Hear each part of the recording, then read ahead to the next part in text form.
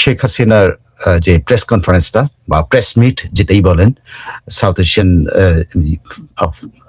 Foreign correspondent club south Asia দিল্লিতে যে ইয়েটা আছে ব্রাঞ্চ, সেটার সেখানে তিনি প্রেস কনফারেন্সে কথা বলেছেন এবং এটা লাইভ ছিল, অডিও লাইভ ছিল, অডিও লাইভ, বিকজ এটা কিন্তু কনফার্ম অডিও লাইভ, এই জন্য এটা নিয়ে আর কোনো সংশয় থাকার কোনো সুযোগ নাই, বিকজ তিনি স্পন্টেনিয়াস বিভিন্ন প্রশ্নের উত্তর দিয়েছেন, স্পন্টেনিয়াস, মানে একেবারে এমনও মনে হয়েছে যে তিনি উত্তর দেবেন না, কিন্তু তিনি আবার ব্যাক করে এসে বলছেন যে আমি সবাইকে দেখতে পাচ্ছি, আমি সবাইকে শুনতে পাচ্ছি, আমি দেখতে পাচ্ছি অনেকে হাত নাড়তেছেন, আমি উত্তর দেব।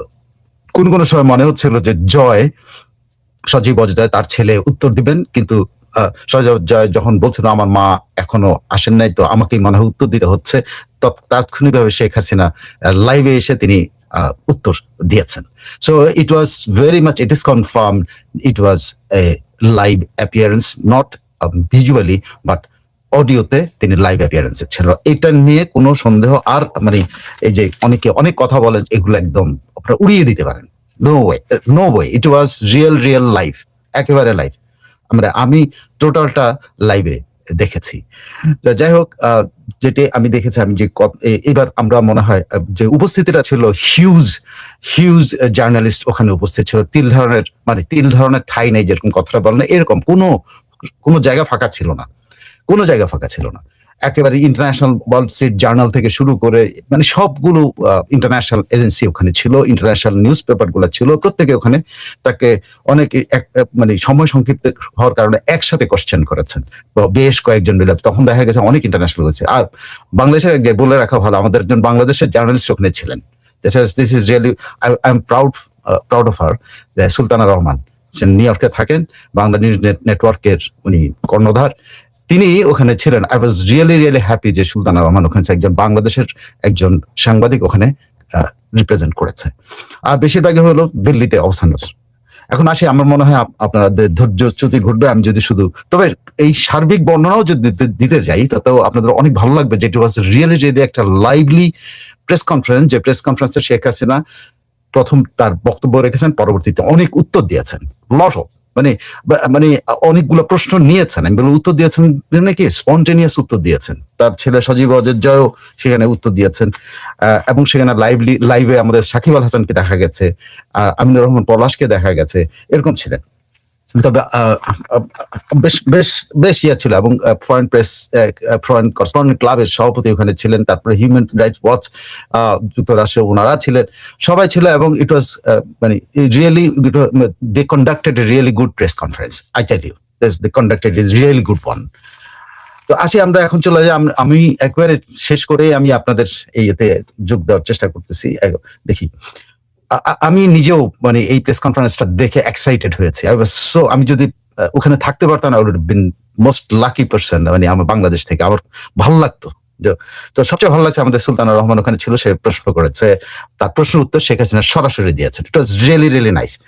এখন আসেন আমরা আজকে যেহেতু তাৎক্ষণিক, আমি একেবারে তাৎক্ষণিক করছি, এই জন্য আমার ডিটেইল হয়তো আরেক সময় যদি সুযোগ পাই করবো, বা অন্যান্য প্রোগ্রামে যেখানে জয়েন করবো সেখানে আরো ডিটেইল করার চেষ্টা করবো। তবে আমি অবশ্যই আপনাদেরকে টোটাল শেখ হাসিনার বক্তব্য এবং তার সর্বশেষ অবস্থান, সর্বশেষ তার নীতিগত অবস্থান, তার সর্বশেষ চিন্তা, সবকিছু আমি আপনাদের কাছে তুলে ধরতে পারবো, আশা করি মোটামুটি আমি করতে পারি। একটা ছিল, যদি শেখ হাসিনার মুড বলেন, মুড নিয়ে আমরা একটু যদি কথা বলি, আমি কেন মুডটার কথা বলছি, এই তার অ্যাপিয়ারেন্সের কেন, এটা নিয়ে সবচেয়ে বেশি সন্দেহ করা আছে, সেই সন্দেহটা দূর করার জন্য আমি এই কথাটা বলি। তিনি শুরুতেই বলেছেন যে আজকের দিনটা তার ভাই, ইমিডিয়েট তার 2 বছরের ছোট ভাই শেখ কামালের জন্মদিন, তিনি এটা বলেছেন। এবং সেই সময় ইমোশনালি তার গলা আটকে আসছিল, এবং বোঝা যাচ্ছিল যে তিনি খুব ইমোশনালি মানে চকড হয়ে আছেন, মানে একদম গলা আটকে যাচ্ছিল, মানে কান্নায় ভারী হয়ে আসছিল। তো এটা আমি কেন এটা বলতেছি, আমি বলছি যে ইট ওয়াজ এ রিয়েল লাইভ। এটা যেন কোনোদিন আর কোনো আমরা প্রশ্ন না করি যে শেখ হাসিনার লাইভ কেন লাইভে আমরা এখন পর্যন্ত, কিন্তু এটা ওয়াজ রিয়েল লাইভ সারা দুনিয়ার কাছে।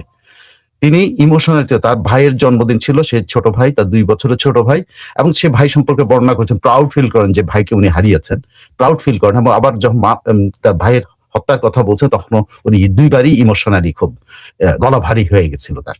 তো সেই ক্ষেত্রে এটা প্রথমেই উনি ইয়েছেন, বাট আফটারওয়ার্ডস এরপরেই সেটা পুরোটা হচ্ছে স্পিরিটেড, একেবারে স্পিরিটেড একটা কথা।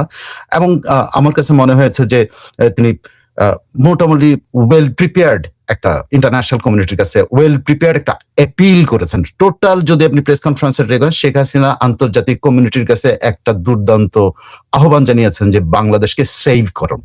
বাংলাদেশে সেভ করার যে চেষ্টা উনি করছেন সেটা যেন ইন্টারন্যাশনাল কমিউনিটি সমর্থন করে, এটা ছিল তার। আমি যদি একটু পয়েন্ট টু পয়েন্টে বলবো, কিন্তু টোটাল যেটা উনি বর্ণনা করেছেন ইন্টারন্যাশনাল কমিউনিটির কাছে বাংলাদেশ কি জন্য গুরুত্বপূর্ণ এটাও ইন্টারন্যাশনাল কমিউনিটির কাছে বলেছেন। বাংলাদেশের বর্তমান পরিস্থিতি কোন দিকে ধাবিত হচ্ছে এটাও তিনি বলেছেন ইন্টারন্যাশনাল কমিউনিটিকে দেখার জন্য। বাংলাদেশের মানবাধিকার, বাংলাদেশের বর্তমান আইন শৃঙ্খলা পরিস্থিতি, বাংলাদেশের বর্তমান বিচার ব্যবস্থা, বাংলাদেশের বর্তমান সাধারণ মানুষের কষ্টের জীবন যাপনের কথা উনি বলেছেন। উনি সাংঘাতিকভাবে এই বিস্তারিত বর্ণনা দিয়েছেন। বাংলাদেশের দারিদ্র্য অবস্থা 18% থেকে এত % হয়েছে, বিভিন্ন ব্যবসা পরিস্থিতি, শ্রমিকের কর্মসংস্থান পরিস্থিতি, সবকিছু উনি বর্ণনা করেছেন। সবকিছু উনি বর্ণনা করে ইন্টারন্যাশনাল এই টোটাল প্রেস কনফারেন্সটার একটাই মটো আমার কাছে মনে হয়েছে যে ওনার ইয়েটা ছিল ইন্টারন্যাশনাল কমিউনিটির কাছে আজকে বাংলাদেশকে কি অবস্থায় কি চলতেছে সেটা তাদেরকে তার মুখ থেকে জানানো হতো। ইন্টারন্যাশনাল কমিউনিটি তো খেয়াল রাখছেই, কিন্তু তার মুখ থেকে তিনি কিভাবে ফিল করছেন, তিনি কিভাবে এটাকে দেখেন, এইটা উনি ইন্টারন্যাশনাল কমিউনিটির কাছে। সো আমার কাছে number 1 point of this press conference was international কমিউনিটির দৃষ্টি আকর্ষণ করা বাংলাদেশে যে পরিস্থিতিটা চলছে, গত 2 বছর ধরে বাংলাদেশের মানুষের উপর কি নির্যাতন চলছে, এইটা ইন্টারন্যাশনাল কমিউনিটির কাছে তার নিজের মুখে অ্যাপিল করা। এটা ছিল 1 নম্বর। আমার কাছে মনে হচ্ছে টোটাল প্রেস কনফারেন্সের 1 নম্বর উদ্দেশ্যই ছিল আন্তর্জাতিক সম্প্রদায়কে বাংলাদেশের পরিস্থিতির দিকে দৃষ্টি দেওয়ার জন্য আহ্বান জানিয়েছে। 2 নম্বর পয়েন্ট আমার কাছে যেটা মনে হচ্ছে 2 নম্বর পয়েন্ট, সেটা হলো শি রিকনফার্মড যে উনি ডিসেম্বরে আসছেন এবং এইভাবে বলেছেন। উনি বলেছেন ডিসেম্বর আমাদের বিজয়ের মাস, সেই বিজয়ের মাসে আমি ফিরে আসবো। ডিসেম্বর মানে ওনাকে যখন প্রশ্ন করা হয়েছিল উনি কবে আসছেন, কবে যাচ্ছেন, কি করছেন, এগুলো বলতে, তখন কিন্তু উনি 2 নম্বর পয়েন্ট উনি বলেছেন যে ডিসেম্বর মাসে উনি আসবেন। মানে এই যে মাঝখানে যে কথাবার্তাগুলো আছে যে সেপ্টেম্বরে আসতে পারেন, কালকে আসতে পারেন, পরশু আসতে পারেন, আদৌ আসবেন না, এই কথাটার মধ্যে কিন্তু এখন আর নাই। উনি স্পষ্ট ক্লিয়ারলি বলে দিয়েছেন ডিসেম্বর আমাদের বিজয়ের মাস, ডিসেম্বর মাসে উনি ফিরবেন। এটা হলো 2nd পয়েন্ট। 3 নম্বর পয়েন্ট আমার কাছে যেটা মনে হয়েছে যে তিনি যেটা বলছেন, যেটা সবচেয়ে অ্যাপিলিং যে কথাটা উনি বলছেন, তিনি বলছেন যে তিনি তার দল এবং তিনি বাংলাদেশের মানুষের জন্য রাজনীতি করেন এবং বাংলাদেশের মানুষের এই জন্য তিনি কাজ করেন এবং সেই জন্য বাংলাদেশের মানুষের কাছে উনি ফিরে যেতে চান। সেখানে উনি একটা চমৎকার একটা ফ্রেজ বলেছেন, যে ফ্রেজটা আপনাদেরকে আমি বলি। ইন্টারন্যাশনাল কমিউনিটির কাছে আহ্বান জানাচ্ছে, save Bangladesh, please save Bangladesh, plus I will return to the people, I believe in them, I love them, I'll return to them. This is আমার কাছে মনে হচ্ছে যে একেবারে একটা কবিতার ভাষার মতো মনে হচ্ছে, যে ইংরেজিতে উনি বলছেন যে I will to save Bangladesh, I will return to the people, I believe in them, I love them, and I will return to them. এত চমৎকার ভাবে উনি এই ফ্রেজটা বলেছেন যে মানুষকে উনি ভালোবাসেন, মানুষকে উনি বিশ্বাস করেন এবং তিনি মানুষের কাছে ফেরত যাবেন, বাংলাদেশের মানুষের কাছে ফেরত যাবেন বাংলাদেশকে রক্ষা করার জন্য।